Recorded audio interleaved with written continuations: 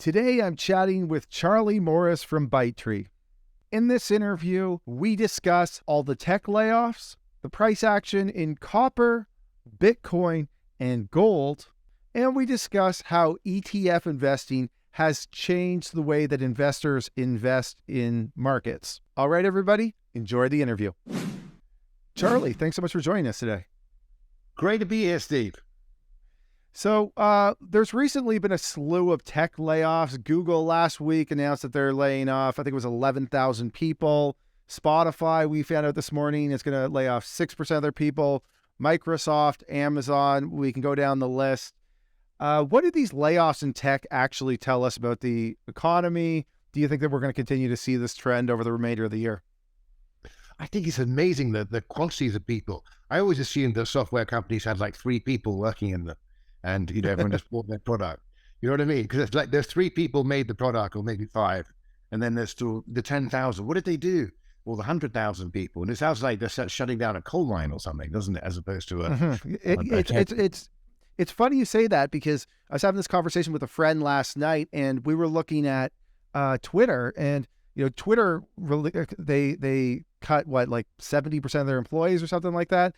And as a user of Twitter, it seems like the exact same Twitter to me. It still works, doesn't it? It is remarkable. But I guess that there's lots of roles that people have been doing which are non-financial. And also I think that they have been kind of living off the fat of the idea of the tech bubble that will go on forever, and extrapolating growth and saying, well, we need to have all these people. Funnily enough, I know someone through my child's school who's in HR in UK, Facebook, and they're laying off a lot of people. And hearing the story of how they had to recruit, I was saying, well, how did you recruit all these people over the last 2 years? And it was just it was a monster getting them in, and it's pretty devastating getting them out. Changing gears here, I know you got a background in commodities, and we're going to get into some of the tools that you guys have later on. But let's talk about copper for a second. Copper reached its highest price, $4.20 per pound, in the last 7 months. How closely are you following copper? Reasonably. And I've noticed that copper mining stocks have just gone through the roof. They've just been incredible as the play this year. I think that in the last 2 decades, copper and gold have traded much closer than most people realize. I mean, much, much closer, point to point.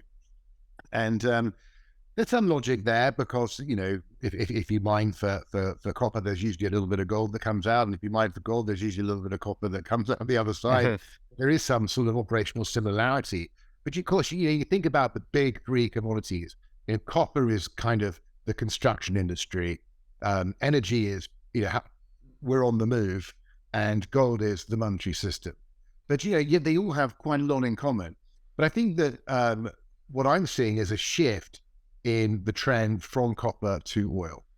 So we've had a bit of a negative in oil for the last 6 months, and that's because we were going into a global recession. That global recession has been interfered with by the Chinese. The Chinese decided they don't like lockdown anymore. They're going to travel everywhere. Chinese people are going to be all over our cities in the next year, having a holiday, taking pictures, and that's going to send the oil price up. And by the way, they're not going to build as many houses as they did, because we've got too many houses.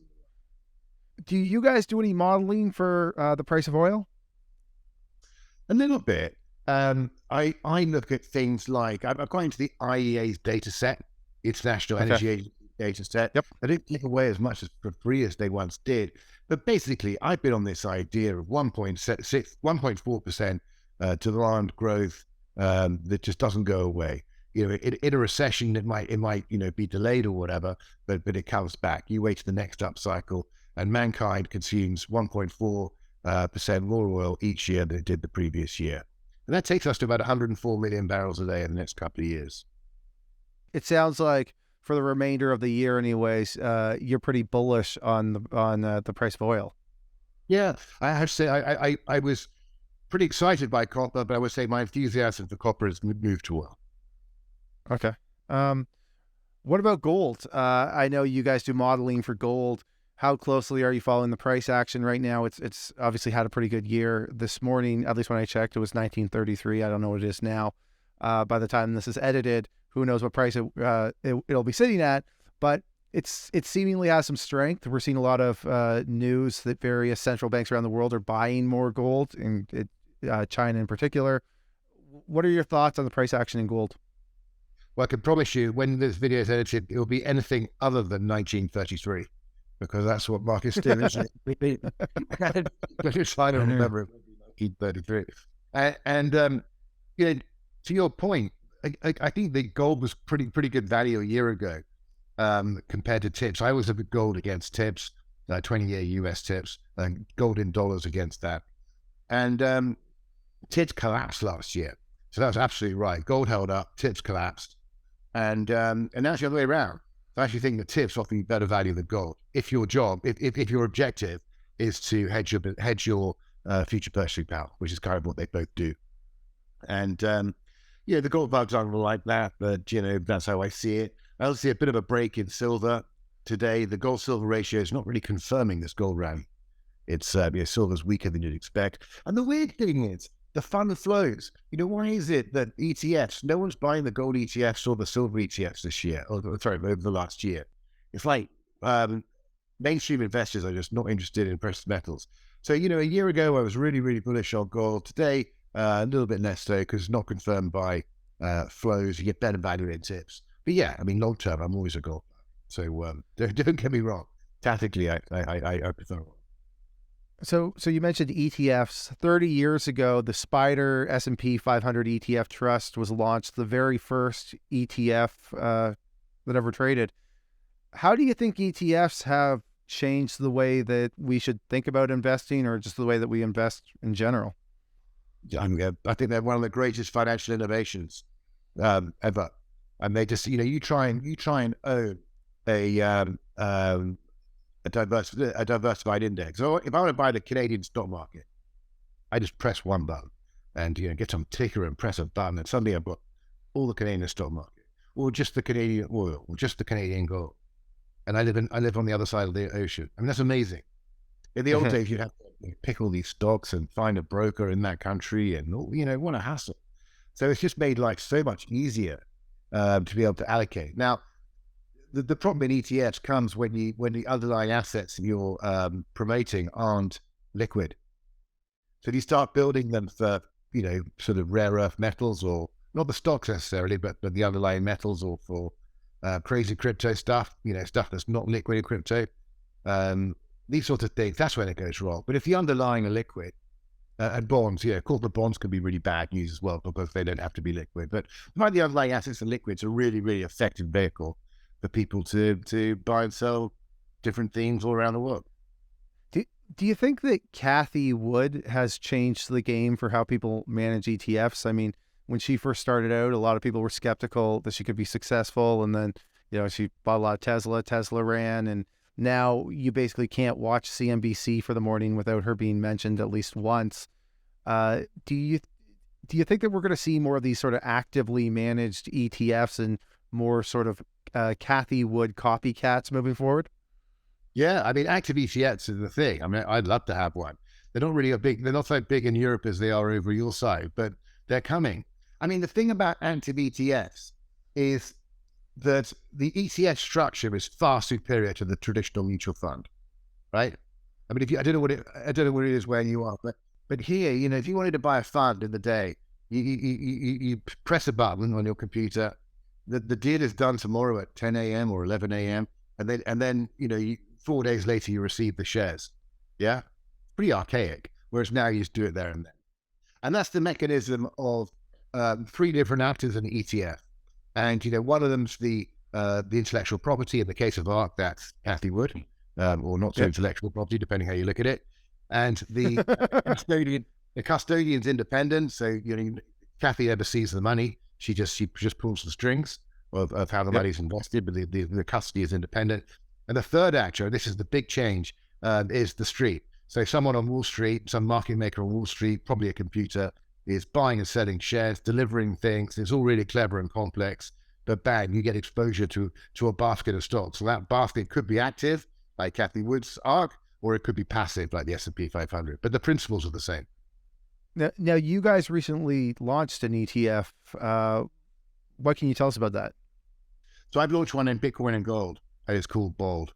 And it's listed in Switzerland, it's listed in the Netherlands, in Paris, in Germany.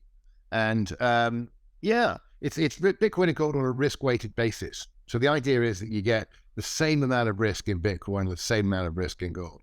So if I had $100 and I wanted to put the same amount of money in those two assets, I put $50 in gold and $50 in Bitcoin. But if I want to put the same amount of risk, then I'm going to put about $80 into gold and about $20 into Bitcoin. Now, that's calculated on historic volatility of the two assets. Yeah. So we look at that. So I'm not making decisions here. This is a simple equation, and called inverse volatility weighting. And so you look at the last year and say that, gold's really calm, 15% volatility. Bitcoin's really crazy, although not as crazy it once was, with 55% volatility. Do the math, and it works out at 80-20. And you rebalance each month. And it's just the most fabulous product. I mean, the ticker's BOLD, and it's just very, very calm. And it's outperformed both Bitcoin and gold over the last 5 years. Really remarkable combination. So we saw an article about winning in ETFs with ByteTrend. For our viewers, how is ByteTrend an effective way to beat the market with ETFs? Great question. ByteTrend is really simple. We're taking a price chart, and we've got a 200-day moving average and a 30-day moving average, and a max min line. Nothing complicated about that so far. But what we're doing, which is useful, is processing several 100 charts. So in the mornings, you can check ByteTrend and you can see how things have moved against each other. Yeah. So it's not just about whether a chart looks good. It's about ranking the world and saying, well, that's better than that. And so, for example, I can take all the ETFs, I can look at them in dollar terms, or I can look at them more importantly, relative to other equities, so relative to the world index, for example. You do that exercise, you realize that you should be putting your money into Asia, because all the Asian countries start to look quite strong. Some of the other emerging markets did pretty good. Parts of Latin America might start to do quite well. One of the great success stories recently has been Poland, next door to Ukraine. And so it's I find it a very useful tool for trying to identify successful themes, countries, sectors, being able to look at everything price relative. I don't know if you were on Twitter this weekend or last weekend, and there was all the speculation that Binance and there was some false reporting, I think, from some blog that we were going to see all the crypto exchanges get cut off from the SWIFT banking system. Binance now, they sent an email out to their customers saying we can only process transactions through our banking system of $100,000 or more, which I presume means that they're going to flag them and look into them. How closely are you following this? Do you think that there's a risk to crypto investors that we could see the major crypto exchanges get cut off from the SWIFT banking system? I think that crypto got cut off from the banking system several years ago. And that's why the stable coins are where they are. I mean, the stable coins, what are they, $150 billion or something? I mean, the banking system made it hard for crypto investors in 2013, 14. And it's forever been a problem. The banking system is just not there supporting the space. The space is $1 trillion despite the banking system making life difficult. So, I think that's probably yet another scare story. I don't know. It's a weird one because the Bitcoin 200-day moving average just turned positive, right? For the first time in a year, which is a simple way of saying bull market. And suddenly all these stories come from senior journalists about reminding you how dangerous crypto is. Once again, they couldn't destroy it. It comes down quite a lot from 68,000 to 16,000. Now we're back above 20 already in a heartbeat. And if it was dead, it would be $10 or $1 or something. It's not. It's $22,000. The one thing, Steve, about Bitcoin is the network, which is the underlying blockchain with all the money that goes, bang, bang, bang, that's transferring all the time. Last year, we saw $1.5 trillion change hands on the blockchain. Yeah. That was that's 26% below what we saw in 2021, which was obviously a big year, $2 trillion year for the blockchain. And price was down, 2/3. So you've got the blockchain contracting by 26%, but price down 68%. That's just a classic over correction. In fact, we had a bubble, it's unwound, but the underlying blockchain is still huge. And I bet you this year we exceed 2021 and have with the blockchain sees more than $2 trillion change hands. I know you guys run a live model, but what price are you guys currently valuing Bitcoin at, give or Um, take? I think we're pretty much at fair value right now. I think Okay. that our models in 2021, our models were pretty good because they were telling us the price was far too high. We were saying Bitcoin was worth 30K and it was trading at 60K. And then, a few weeks ago, we were very comfortable reiterating 20K when it was at 16. But I think right now, we think Bitcoin's up with the bends. We just had a big rally, so I don't think it's undervalued anymore. But, the bear's over. And I think it will climb slowly over the next few years. But Charlie, social media works such that you're supposed to be putting out these huge price targets. I mean, what's our YouTube thumbnail going to look like when it's Bitcoin is fairly valued? We need you to come on here and tell us that Bitcoin's going to $100,000 by the end of the month. Okay, it's going to 100,000 somethings by the end of something. um, Something I kind of want to get into is this idea that this just came across our desk this morning. Argentina and Brazil are renewing discussions on forming a common currency. What are your thoughts here on the idea that South America could one day have a common currency? I know you're based out of the UK, where we've sort of seen the euro experiment, which I'd love to get your thoughts on how that's working out. Do you think we could see something similar in South America? So one of the problems with South America, lovely people, lovely place, but it's not Europe or the USA in terms of ability to get from A to B, right? Yeah, and you look at the USA, you've got all these states and they've got these highways and they do that and they can go, everyone goes from everywhere to everywhere very quickly.